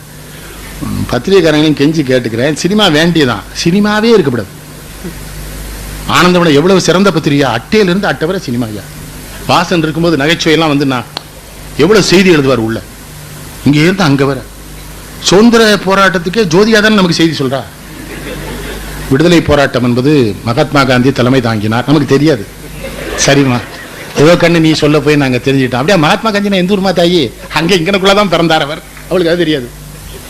இல்லைன்னா சிம்ரன் நமக்கு செய்தி சொல்றா. இதுல குடியரசு நாளைக்கு நான் என்ன கேட்க, ஸ்டாலின் இருக்கீங்கல்ல, இங்க எத்தனை தியாகி ஒரு ஸ்டாலின் இன்னொரு முயற்சி பண்றார், பாராட்டணும், எல்லாரும் ஒத்துழைக்கணும். இருக்கு விடுதலை போராட்டத்தில் ஈடுபட்ட வரலாறு பூரா ஒரு மையத்தில் கொண்டு வந்து வைக்கணும்னு நினைக்கிறார். மையம்னா வேற வார்த்தை. மையம்னா தெரியுமில்ல என்ன சித்திக்கே, மையம்னா உங்களை முஸ்லீம்ல மரணம்னு சொல்லு. இவர் விடுதலை போராட்டம் அது மட்டும் இல்ல, விடுதலை போராட்ட ஆய்வு நூல் எழுதி எம்ஃபில் வாங்கினாங்களே, PhD, அதை பூரா கொண்டு வரணுங்கிறாரு. உயிரோடு இருந்த தியாகிகளை பூரா கொண்டு வந்து அவங்ககிட்ட பேட்டி எடுத்து அப்படித்தான் ஒரு திட்டம் வச்சிருக்காரு. அது போன வருஷமே துவக்கி இருக்கிறாரு. இந்த நான் என்ன செய்யறேன், நம்மளாலதான் முடியலையா, நல்ல காரியம் செய்யறவனுக்கு உதவணும். நிதி மிகுந்தவர் பொற்குவை தாரி, நிதி குறைந்தவர் காசுகள் தாரி, அதுவும் மற்றவர் வாய்ச்சொல் அருளீர். அதான் பாரதி. ஏன்னா வேற மாதிரி பேசுவான். நல்ல பையன்தான், வக்கீலுக்கு பிராக்டிஸ் பண்ணலாம். விடுதலை போராட்டமா அவங்களெல்லாம் கொண்டு அந்த வரலாறு எடுத்து வைக்க போறான். ஏன் இப்படி ஆகி போனா, இவன் நல்ல பையன் தானுங்க, அவங்க ஐயெல்லாம் நல்லவர் தான், ஏவனோ கெடுத்து போட்டான் பேசுவானே. உங்கள்கிட்ட எதுக்கு ஸ்டாலின் தான் முன்ன சொல்ல மாட்டான், பின்ன சொல்லுவான். அதுக்கு தான் அவர் சொன்னார், அதுவும் மற்றவர் வாய்ச்சொல் அருளினார். குழப்பம் பண்ணிடாங்கடா. ஆண்மையாளர் உழைப்பினை நல்கி, எதுவும் நல்கி எவ்வளவு. அதானே நீங்க கோயில் வேண்டாம் நூல்ங்கிறீல, அவன் பாரதி என்ன சொன்னா, பள்ளி தலைமனைத்தும் கோயில் செய்வோம். பள்ளிக்கூடத்தை என்ன பண்ண, கோயில் மாதிரி நடத்தினா பள்ளிக்கூடத்தை. 94 பிள்ளைகள் எரிஞ்சுதியா? நான் பத்திரிகையாளர்கிட்ட கெஞ்சி கேட்டுக்கிறேன், அந்த 94 குழந்தைகள் எரிஞ்சது இல்ல ஐயா, விட்டுட்டாங்களா? அதோட நான் என்ன எழுதினேன் தெரியுமா முதலமைச்சருக்கு? அம்மா, அந்த திருட்டுத்தனமா அந்த பள்ளிக்கூடத்தை சம்பாதிச்சாலும் அந்த புலவர் பழனிசாமி அந்த மொத்த பணத்தையும் புடுங்கி அதே கும்பகோணத்துல ஒரு பள்ளிக்கூடம் எப்படி இருக்குன்னு ஒரு பள்ளிக்கூடத்தை அந்த பணத்துல கட்டி காமிங்க. எரிச்சது அவன் தானே, அதனால தானே எரிய. அந்த 94 குழந்தை ஒரு பள்ளிக்கூடத்தை முழுசா கட்டி ஒரு பள்ளிக்கூட பாதுகாப்போட அந்த படத்துல செய்யுங்களேன். என்ன எவன் எதை எதிர்ப்பான் அந்த நாட்டில்? எவனா எதிர்ப்பானா? இல்லையே. சினிமாக்காரங்க கூட 40 லட்சம் கொடுக்க 20 லட்சம் கொடுக்கணும் ஒருத்தனுமே போகல. பத்திரிகைக்காரங்களை பாராட்டணும், அவங்க தான் எழுதினாங்க. ஜூனியருடன் குமுத இத்தனை பேர் கொடுப்பேன்னு சொன்னா ஒரு வேலும் கொடுக்கலன்னு எழுதினான்னு விஜயகாந்த் ஓடி போய் கொடுத்தாரு. விஜயகாந்த் கொடுத்தார். விஜயகாந்த் மற்றவங்க கொடுத்தாங்களா இல்லையான்னு செத்தான். அதுக்கு ஒரு செட்டு பேர் தானே, எல்லாரும் போய் ஆள்றான். கருகி வெட்டீர்களா? போட்டோவுக்கு நீங்க போட்டோ எடுக்கப்படாது. அவன் எல்லாம் அவன் பாட்டு அழுதுட்டு போறான். அவன் செத்தன்னைக்கு வேணா எடுத்துக்கிடுங்க, அதை பத்தி நான் அவனு வருத்தப்படல. 94 பிள்ளை செத்து இருக்கியா? காமராஜ் இருந்தா பொறுப்பாரா? பள்ளிக்கூடங்களுக்கு இலவச பொருள் வாங்கி கொடுக்க ஒரு இயக்கம் நடத்தினார் காமராஜ். என்ன இன்னொன்னு சொன்னாரு, இன்னைக்கு அவர் நினைச்சு கண்ணீர் வந்துடும் எனக்கு. அவர் என்ன சொல்றாரு, தமிழ் என்ன சொல்லிச்சு, கொடிது கொடிது வறுமை கொடிது அதனிலும் கொடிது இளமையில் வறுமை. அவர் சொன்னாரு இளமையில வறுமை அவருக்கு பிடிக்கல. அடுத்த ஒரு கற்கை நன்றே கற்கை நன்றே பிச்சை புகினும் கற்கை நன்றேன்னு அவ்வையார். அவரு காமராஜ் சொன்னாரு, என் பிள்ளைகளா நீங்க பிச்சை எடுக்க வேண்டாம்டா, நீங்க படிங்கடா, உங்களுக்காக நான் ஊர் ஊரா பிச்சை எடுக்கேன்னாரு. தன்னுடைய குழந்தைகள், தன் தமிழ்நாட்டு குழந்தைகள் பிச்சை எடுத்து கல்வி கற்பதை கூட காமராஜர் விரும்பவில்லை. என்ன சொன்னா தெரியுமா, நான் பிச்சை எடுக்கிறேன் நீ படினாரு. நான் முந்தி பிச்சை எடுக்கிறேன், எனக்கு காசு போடுங்க, இந்த பிள்ளைகளை படிக்க வைக்கணும். 300 பேர் இருந்தா ஆரம்ப பள்ளி, 2000 பேர் இருந்தா நடுநிலை பள்ளி, 5000 பேர் இருந்தா உயர்நிலை பள்ளி. இத்தனை கிலோமீட்டருக்கு மேல பிள்ளைகள் நடக்க கூடாது. பள்ளிக்கூடத்து போயிருக்காரு, பணக்கார விட்டு போய் பந்தா வந்திருக்கான், ஏழை விட்டு போய் அப்ப சுந்தர வடிவில் சுந்தர வடிவில் எல்லா பிள்ளைகளும் ஒரே துணியில தான் சட்டையின் ஆயிரம் போடணும்னு சொல்லு. அவங்க மனசுல பாதிப்பு வந்துடக்கூடாது. அந்த படிச்சாரா? பெரியார் படிச்சாரா? ஜீவா பெரிய கல்லூரியை போய் படிச்சாரா? வஉசி படிச்சவர். காந்தி பாராட்லா வெளிநாட்டுல போய் படிச்சுட்டு வந்தவர். காந்திட்டெல்லாம் என்ன நேர்வ பாருங்க, நீ வெளிநாடு போனீங்களே சரியா இருந்தீங்கன்னு கேட்கிறான் ஒருத்தன். நானும் வெளிநாட்டு பெண்களை என்கிட்ட பேசும்போது எனக்கு கல்யாணம் ஆகலைன்னு தான் சொன்னேங்கிறாரு. உண்மை பேசுறான் பாத்தீங்களா? அது எல்லா இளைஞர்கிட்ட இருந்த பலவீனம். அப்படித்தான் சொன்னேன். அப்புறம் தான் எனக்கு அறிவு வந்தது. கஸ்தூரிபா என் கண்ணுக்குள்ளே வந்துருவா. சொல்லணும், உண்மை சொல்லணும். பெரியாரை பின்பற்றுங்கள், துறவிகளுக்கு துன்பம் இல்லை. நம்ம பின்பற்றாதனால தானே சாமியார் மாட்டிக்கிட்டுதான். இவன் வீட்டுக்காரி சரியில்லைன்னு சாமியார்ட்ட போய் எந்த முட்டா பேலா சொல்லுவானா ஐயா? அந்த முயற்சி இவன் தான் பண்ணணும். சாமி என்ன பண்ணுவார்? நீ சொல்ல போய் தானே சாமி முயற்சி பண்ணி உள்ள போயிட்டார். நீ கல்யாணம் பண்ணிருக்கா, அவட்ட என்ன வேணும் ஏதுன்னு கேட்டு தொலைய. நாணம் என்ற ஒன்றோ அறியலும் காமத்தால் பேணியார் பெற்ப செய்யுங்கிறான் வள்ளுவன். நீங்க என்னமோ ஆச்சரிய ரஜனீஷ் இல்ல, சிக்பன் ஃப்ராய்டு இல்ல, வள்ளுவன் சொல்லியிருக்கான். சரியா படிக்கிறது இல்லவன். ஒரு பொம்பளை சொல்றா, நாங்க நாணம்னு உன்னை எங்களுக்கு இல்லாமலே போயிடும். எங்க புருஷன்மார் எங்க உள்ளத்தை எங்க உடலை சரியான முறையில கையாள தெரிந்தால் நாங்கள் வெட்கமே பட மாட்டோம்னு பெண் சொல்றான்னு வள்ளுவன் எழுதுறான். நம்ம கெடுத்து விட்டோம். பெண்ணுக்கு எல்லா உரிமையும் கொடுக்க சொன்னார் பெரியார். கொடுத்துருக்கோமா? கொடுத்தோமா சொல்லுங்க? கற்புன்றுவான். ஏன்னா அவளுக்கு உடம்பு தானே பிரச்சனை பெண்களுக்கு. அதனால தானே இவன் கற்புங்கிறான். திருக்குறளார் சொல்வாரு, இந்த கருவுண்டாகிற ஆம்பளைக்கு ஏன் வைக்கலம்பாரு. வச்சா 4 மாச கற்பத்தை குளோக்கு ரூம்ல வச்சுட்டு போயிருவான் பாரு கலத்து. அதான் பெண்ணு தான் அதை பத்திரமா. என்ன பெண்களை குறைய சொல்லக்கூடாது. பெண்களை அசிங்கப்படுத்துறது, குறை சொல்றது. இப்ப சினிமா கரையிலே பாருங்களேன், அவளுக்கு 5 கணவன் ஏதுன்னு கேட்கறான். இருக்கட்டும், இந்த 5 கணவன்ட்டையும் போய் கேட்டா நீங்க 5 கணவன் ஆனீங்க என்ன? பெரியார் சொன்னார், விடுன பெண் அவளை சுதந்திரமா அவட வாட்டு இருக்கட்டுமே. அவளை விட்டான்னா அவ தைரியமா ஒண்ணு பேசக்கூடாதுங்கிறான். பொம்பளை ஏதாவது பேச கோவப்படுறான். பெண் பேசலாமா? ஆனா ஆண்டாள் பாடி இருக்கா, ஒத்துக்கிடுவான். இது இந்த அசிங்கம் பூரா ஆண்டாள் பாடி இருக்கா. பொங்கிய பார்க்கடல் பள்ளி கொள்வானை புணர்வதோர் ஆசையினால் என் கொங்கை கிளர்ந்து குமைந்து குதிகலித்து ஆவியை ஆகலம் செய்யும் அங்குயிலே மறைந்தென்ன உறவுங்கிறான். ஆளியும் சங்கும் உன் தண்டும் தங்கிய கையவனை வரக்கூவில் சால தருமம் பெறுதிங்கிறான் ஆண்டாள். வானடி வாழும் வானவருக்கு மறையவர் வேள்வியில் வகுத்தது கானடி திரிவதோ நரிபுகுந்து காட்பதும் நிற்பதும் செய்வதொப்ப உன்னுடைய ஆளிசெங்கு உத்தமர்க்கென்று உன்னித்தெழுந்த என் தடமுலைகள் மானிடர்க்கென்று பேச்சுப்படில் எழுதுற ஆண்டாள். இதெல்லாம் அந்த கிழவன் தான் சொன்னார், பெரியார் தான். இப்படிலாம் அசிங்கமா எழுதியிருக்காங்கோ. நான் சொன்னா ராமசாமி அசிங்கமா சொல்றான்றாங்கோ மாறு. என்ன அறிவியா, என்ன அறிவியா. அந்த ஒரு செய்தியோடு நிறைவு செய்யலாம்னு நினைக்கிறேன். புதுமை பித்தம் தான் முதல்ல அகலியை பத்தி எழுதினார். சாப விமோசனம் என்ன ஸ்டாலின்? ராமன் காலில் தான் விமோசனம் பெற்ற அகலிய. கடைசியில பார்த்தா சீதையை தீக்குளிக்க சொன்னான்னு சீதை சொன்ன உடனே அதுவரை அவர்னு பேசி வந்த அது அகலி என்ன பண்றா? தீக்குளிக்க சொன்னார் ராமன் சொல்றா. சீதை அவனா சொன்னான்ங்கிறான். அவனா சொன்னான் என்றாள் அகலிகை கல்லானாள். கோதமன் தீர்த்த யாத்திரை. முக்காலமும் உணர்ந்த ஞானிக்கு எது சேவல் எது இந்திரன்னு தெரியல. இந்திரன் வந்துட்டு போன பிறகு இவ தப்பு பண்ணிட்டாங்க. எனக்கு தெரிஞ்ச அந்த பொண்ணு இந்திரனோடய போயிருந்திருக்கணும், சாமியோட இருந்திருக்க கூடாது. சாமிக்கு தான் சேவல் எது கோழி எதுன்னு தெரியலையே. இந்த கூமுட்டை கூட வாழ்ந்தென்ன வாழாட்டான்னு இதை தானே புதுமை புத்தகம் எழுதினார் சாப விமோசனம்னு. இதை பெரியார் சொன்னார். நான் ரொம்ப ரசிக்கிறாள் பெரியார். சிலர் கேட்பான், திருநீர் விட்டுருக்கிறீங்க, உத்திராட்சம் போட்டிருக்கிறீங்க, எப்படி பெரியாரை ஒத்துக்கிறீங்கன்னு. இது வேறடா. இது என் நாடும் என் ஜாதியும் என் சமயம் எனக்கு சொல்லி கொடுத்தான். ஆனா இதுக்கு அப்பாற்பட்ட உண்மையை எனக்கு தெரியப்படுத்தணும் அவன் தானே. இந்த உண்மையை தெரிஞ்சதுனால ஏழை ஜீவானந்த் அவரோட இருந்தான். நல்ல பாது. பெரியார் பணக்காரரு, ஏழை ஜீவானந்த் அவருக்கு சீடரா வந்து நின்னா பெரியாருக்கு. எத்தனை பேர் அவர்கிட்ட போயிருந்தாங்க சீடராக, எத்தனை பேரை தயாரித்தார். உண்மை பேசுறது. ஜீவாலாம் பொய்யே. சில நேரம் அழுக வந்துடும் அவரெல்லாம் படிச்சா. ஜீவாவை நினைச்சா பட்னியா கிடந்திருக்காங்கய்யா பல நாள். மாப்போசி சிறையிலேருந்து வெளியில வர்றாரு, திருநெல்வேலி சிறையில இருந்துங்க. உடுத்த வேட்டி இல்லையா, அந்த கோணி பை உடுத்திட்டு வந்திருக்காரு சிறையிலேருந்து. சாவடி கூத்தனார் விலைக்கு ஃபோன் பண்ணி எங்க நிக்கிற சிவஞான கிராமம்னு அவங்க கேட்டிருக்காங்க. இல்ல கோணி பைய உடுத்திட்டு சந்திரவிலாஸ் முன்னால் நிற்கிறான். அவர் போய் வேட்டி கொடுத்து கட்டி. மாப்போசி எப்படி ஆளு?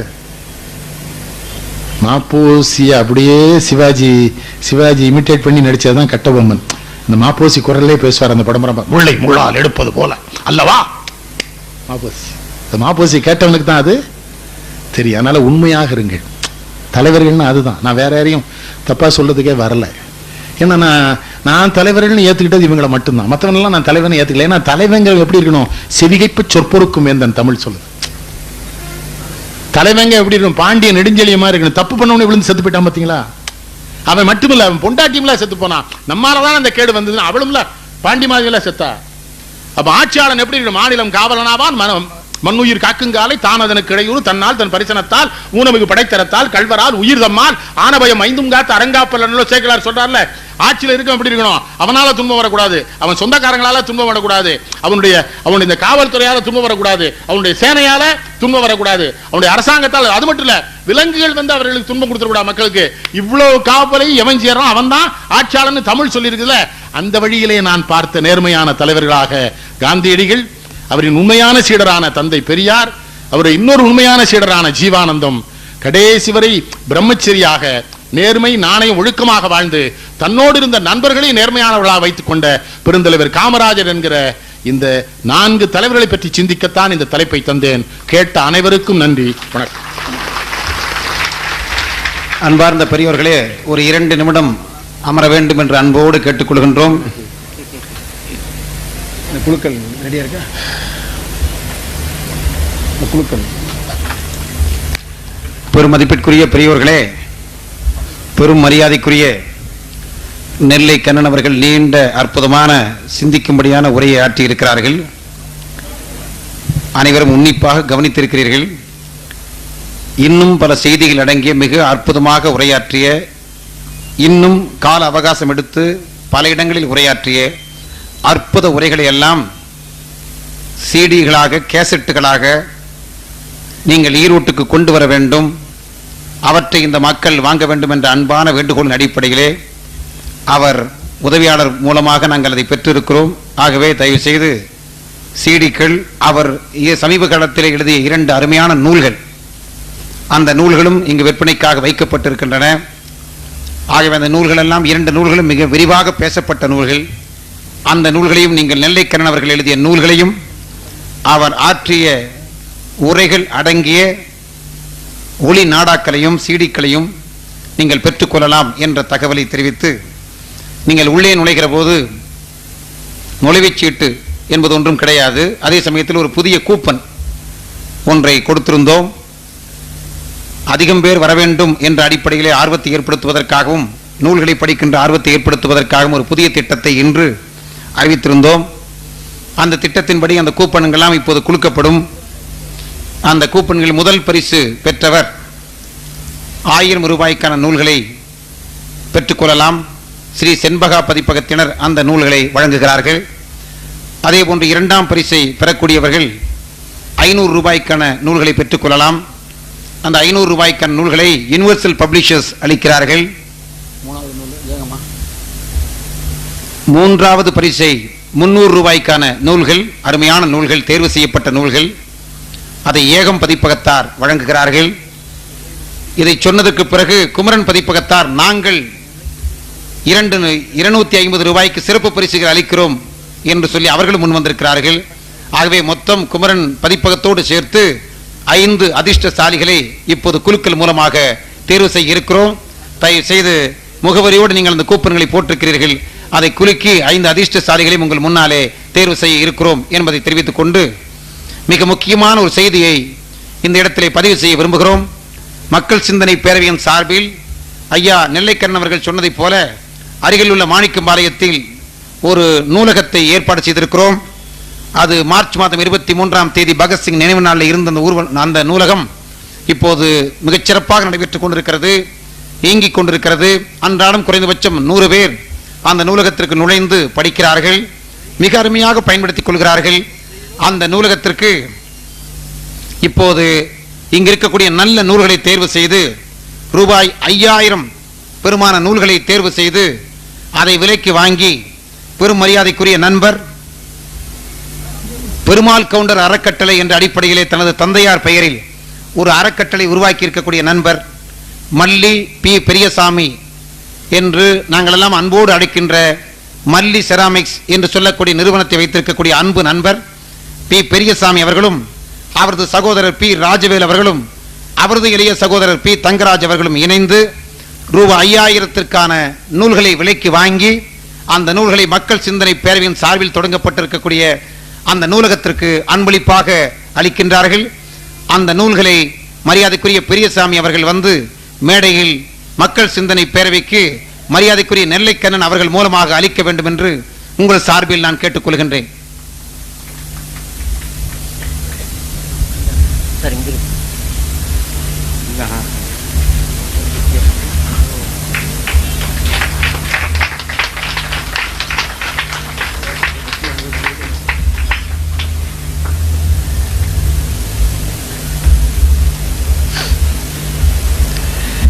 அன்பிற்குரிய பெரியவர்களே, நாளை விடிந்தால் சுதந்திர தினம்.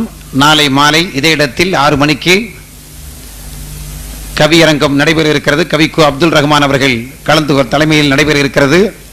கவிஞர் பழனி பாரதி, நெல்லை ஜெயந்தா, விவேகா, ரேவதி கணேசன், யுகபாரதி ஆகிய கவிஞர்கள் எல்லாம் மிக அற்புதமான முறையில் இரவில் வாங்கினோம் என்ற தலைப்பில் கவியரங்கத்திலே பங்கேற்க இருக்கிறார்கள் என்ற செய்தியை சொல்லி இப்போது 5 அதிர்ஷ்டசாலிகளை மரியாதைக்குரிய நெல்லைக்கண்ணன் அவர்களையே தேர்வு செய்ய அன்போடு அழைக்கின்றேன்.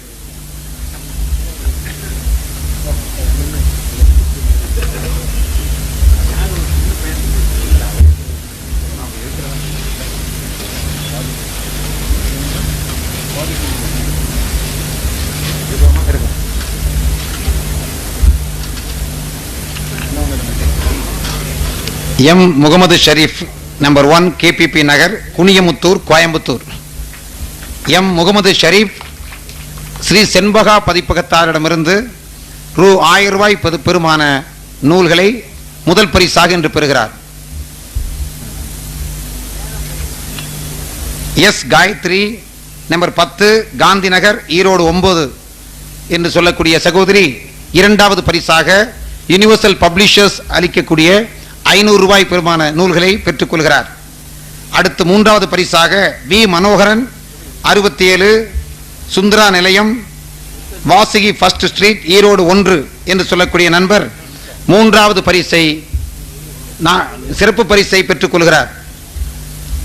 ஆர் ராகவி, நம்பர் 10, காந்தி நகர், ஈரோடு என்று சொல்லக்கூடிய சகோதரி சிறப்பு பரிசை பெற்றுக் கொள்கிறார்.